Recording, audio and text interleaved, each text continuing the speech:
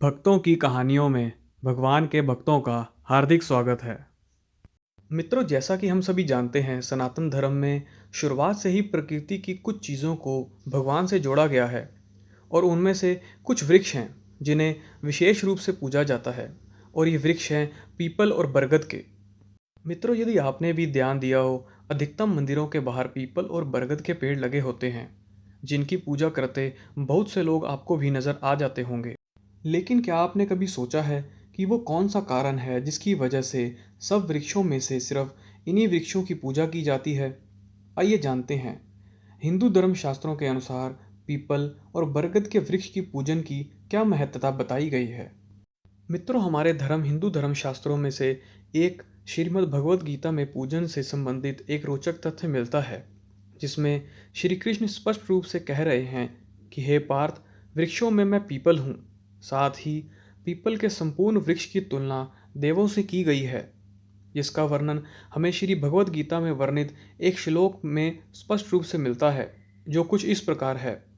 मूलतः ब्रह्म रूपाय, मध्यतो विष्णु रूपिणे, अग्रतः शिव रूपाय, अश्व तत्थाय नमो नमः। अर्थात पीपल के मूल में ब्रह्मा जी, मध्य में विष्णु जी व अग्र भाग में शिव जी का वास होता है। इसी कारण अश्वत्था नामधारी वृक्ष को नमन किया जाता है। यही नहीं, भारतीय परंपरा में भी पेड़ पौधों को देवी देवताओं का रूप मानकर पूजा जाता है। इसलिए पीपल को देवता पूजन करना प्रत्येक दृष्टिकोण से स्वाभाविक है। इसके अतिरिक्त और भी एक पुराण है जिनमें पीपल के वृक्ष की महत्ता को बताते हुए उसकी तुलना देवी देवताओं से की गई है। उन्हीं में से एक स्कंद पुराण में पीपल के वृक्ष में सभी देवताओं के वास का वर्णन मिलता है, जिसमें वर्णित एक श्लोक के अनुसार पीपल की जड़ में विष्णु, तने में केशव व शाखाओं में नारायण, पत्तों में भगवान हरि और फलों में सभी देवताओं से युक्त अच्युत सदा निवास करते हैं। अतः यह एक वृक्ष एक रूपधारी साक्षात विष्णु रूप है। ऐसा भी कहा जाता है, एकमात्र पीपल की पूजा करने से आप सभी देवताओं को पा लेंगे। इसी के साथ पीपल का कामनादायक आश्रय मनुष्य को उसके हजारों पापों से मुक्त करने की क्षमता रखता है। पद्म पुराण वर्णों के अनुसार पीपल का वृक्ष भगवान विष्णु का स्वरूप माना गया है। इसलिए इसे धर्मशास्त्र में एक श्रेष्ठ देव वृक्ष भी माना गया है और पीपल का विधि विधान से पूजन आरंभ किया गया है। वैसे तो हिंदू धर्म में अनेक अवसरों पर पीपल की पूजन करने का विधान है, लेकिन ऐसा माना जाता है कि सोमवती अमावस्या के दिन पीपल के वृक्ष साक्षात भगवान विष्णु और लक्ष्मी जी का वास होता है और इसे पीपल की पूजा का शुभ अवसर भी कहा जा सकता है। आपको बता दें, पद्म पुराण के अनुसार पीपल को प्रणाम करने और उसकी परिक्रमा करने से आयु लंबी होती है और जो भी व्यक्ति इस वृक्ष को पानी देता है वह अपने सभी पापों से छुटकारा पाकर स्वर्ग को जाता है। पीपल में पितरों का वास माना गया है और इसी के साथ इन सभी तीर्थों की भी निवास की बात की गई है। इसलिए मुंडन आदि संस्कार पीपल के पेड़ के नीचे करवाने का प्रचलन चला आ रहा है। शनि की साढ़े साती। मित्रों, आपने ध्यान दिया होगा कि पीपल के वृक्ष की पूजा विशेष रूप से अधिकतर लोग शनिवार के दिन ही करते हैं। वास्तव में पीपल का और शनि का एक अनूठा संबंध है और ग्रंथों में वर्णन अनुसार शनि की साढ़े साती के कुछ प्रभाव से बचने के लिए हर शनिवार पीपल के पेड़ पर जल चढ़ाकर 7 बार परिक्रमा करनी चाहिए। ऐसा करने से शनि दोष कम होता है। पीपल की जड़ में जल चढ़ाने व दीपक जलाने से और भी कई कष्टों का निवारण होता है।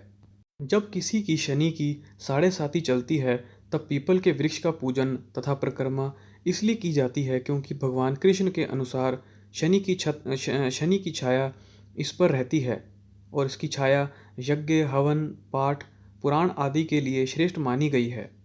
मित्रों, क्या आप जानते हैं कि पीपल के वृक्ष की पूजा कभी भी रात्रि के समय नहीं करनी चाहिए।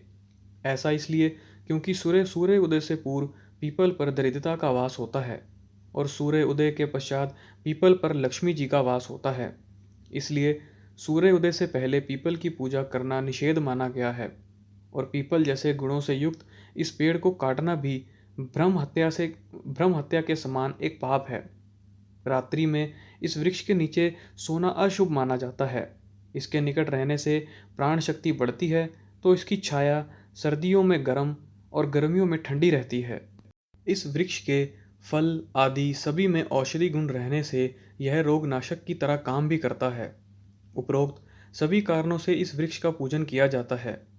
ज्योतिष शास्त्रों के अनुसार पीपल के पेड़ को कभी भी इसके स्थान से हटाया या काटा नहीं जाना चाहिए। आयुर्वेदिक महत्व। औषधि गुणों के कारण पीपल के वृक्ष को कल्प वृक्ष की उपाधि भी दी गई है। पीपल एकमात्र ऐसा वृक्ष है जिसके प्रत्येक तत्व जैसे छाल, पत्ते, दूध सभी प्रकार के बीमारियों में काम आते हैं। पीपल की छाया में ऑक्सीजन से भरपूर आरोग्य वातावरण निर्मित होता है, जिससे हृदय रोगियों को लाभ मिलता है। इस वातावरण वात, पित्त और कफ का शमन नियमित होता है तथा तीनों स्थितियों का नियंत्रण भी बना रहता है। इससे मानसिक शांति की प्राप्ति होती है और पीपल पाचन, खांसी, दस्त, बुखार में सुधार करने में भी उपयोगी है। वैज्ञानिक दृष्टिकोण से भी पीपल को बहुत महत्वपूर्ण बताया गया है। आपको बता दें कि पीपल एकमात्र ऐसा वृक्ष है जो दिन में 24 घंटे गैस छोड़ता है, जो हमारे वातावरण को शुद्ध करने में काफ़ी सहयोगी है। बड़ अर्थात बरगद का धार्मिक महत्व। मित्रों, पीपल के पेड़ की भांति बरगद के पेड़ का भी अपना धार्मिक महत्व है, जिसका वर्णन हमें हिंदू धर्म शास्त्रों में बहुत आसानी से मिल जाता है। उन्हीं में से एक रामचरितमानस में वट अर्थात बरगद के पेड़ के संबंध में एक श्लोक मिलता है, जो कुछ इस प्रकार है। तह पुनः संगु समुझिपुन आसन बैठे वटतर करी कमलासन। अर्थात कई गुणों, साधकों और ऋषियों, यहाँ तक कि देवताओं ने भी वट वृक्ष में भगवान विष्णु की उत्पत्ति के दर्शन किए हैं। इसके अतिरिक्त पुराणों में वण के वृक्ष की तुलना साक्षात ब्रह्मा, विष्णु और महेश से की गई है। इसके अनुसार वट वृक्ष के मूल में ब्रह्मा, मध्य में विष्णु और अध और अग्रभाग में शिव का वास माना गया है। यह पेड़ लंबे समय तक अक्षय रहता है, इसलिए इसे अक्षय वट भी कहते हैं। कहा जाता है कि अक्षय वट के पत्ते पर ही प्रलय के अंत में भगवान श्री कृष्ण ने मार्कंडे को दर्शन दिए थे। इसी के साथ त्रिमूर्ति के अतिरिक्त देवी सावित्री का वास वट वृक्ष में बताया गया है। क्या आप जानते हैं कि तुलसीदास जी ने प्रयाग के गंगा में स्थित अक्षय वट को तीर्थराज के छत्र की उपाधि भी दी है। ऐसा ही वट वृक्ष से जुड़ा एक और तथ्य सामने आता है, जिसके अनुसार वट वृक्ष के नीचे ही सावित्री ने अपने पति को पुनः जीवित किया था। तभी से महिलाओं द्वारा आज भी किए जाने वाले वट सावित्री का नाम बरगद के पेड़ से जोड़ा गया है। सनातन धर्म में वट सावित्री नाम का त्यौहार पूर्ण रूप से वट वृक्ष को ही समर्पित किया गया है। सुख समृद्धि की प्राप्ति। शास्त्रों में ज्येष्ठ कृष्ण अमावस्या के दिन वट वृक्ष की पूजा का विधान है। शास्त्रों में वर्णन के अनुसार इस दिन वट वृक्ष की पूजा करने से सौभाग्य, स्थायी धन और सुख शांति की प्राप्ति होती है। संयोग की बात तो यह है कि इसी दिन शनि महाराज का जन्म भी हुआ था और इसी दिन सावित्री ने यमराज से अपने पति के प्राणों की रक्षा भी की थी। वट वृक्ष के 4 प्रकार। हिंदू धर्मशास्त्रों में विशेषतः 5 वट वृक्ष का महत्व सबसे अधिक बताया गया है, जो कुछ इस प्रकार हैं: अक्षयवट, पंचवट, वशीवट, गयावट और सिद्धवट।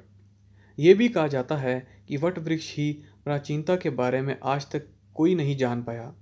भगवान शिव जैसे योगी भी वट वृक्ष के नीचे ही समाधि लगाकर तप साधना करते थे। इससे आप वट वृक्ष की प्राचीनता का अनुमान लगा सकते हैं। आयुर्वेदिक महत्व। मित्रों, वट अर्थात बरगद का वृक्ष एक ऐसा वृक्ष है जिसके प्रति भाग, पत्ते, फल, जल, छाल आदि सभी विभिन्न घातक रोगों की औषधि के रूप में उपयोग भी होते हैं।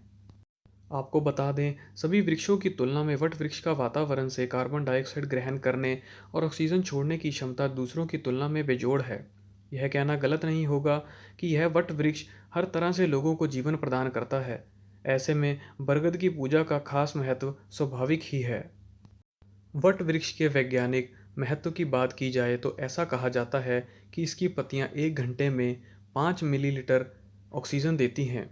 यह वट वृक्ष दिन में 20 घंटे से ज़्यादा ऑक्सीजन देता है। इसके पत्ते से निकलने वाले दूध को चोट, मोच और सूजन में दिन में 2 से 3 बार मालिश करने से काफ़ी आराम मिलता है। अकाल में भी यह वृक्ष हरा भरा रहता है, अतः उस समय पशुओं को उसके पत्ते और लोगों को उसके फल पर निर्वाह करना सरल होता है। आज की वीडियो में बस इतना ही। ज्ञान देने वाली और ऐसी वीडियो को देखने के लिए जुड़े रहें आपके अपने यूट्यूब चैनल भक्तों की कहानियों के साथ। वीडियो को लाइक करना, कमेंट करना और चैनल को सब्सक्राइब करना ना भूलें।